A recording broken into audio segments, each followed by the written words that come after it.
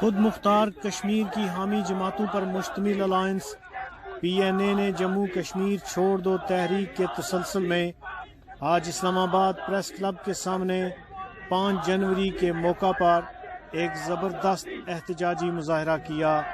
اس مظاہرہ میں بڑی تعداد میں لوگوں نے شرکت کی۔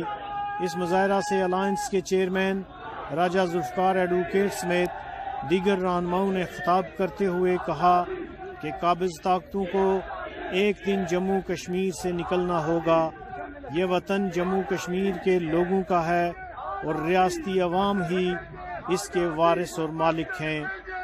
اس مظاہرہ میں سول سوسائٹی کے لوگوں، انسانی حقوق کی تنظیموں کے رہنماؤں نے بھی بڑی تعداد میں شرکت کی، جنہوں نے کشمیریوں کے حق آزادی کی حمایت کی۔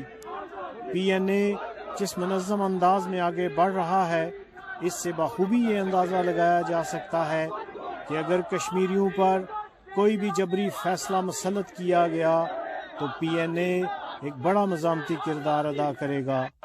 نواز کشمیری، کے ایف ٹی نیوز، اسلام آباد۔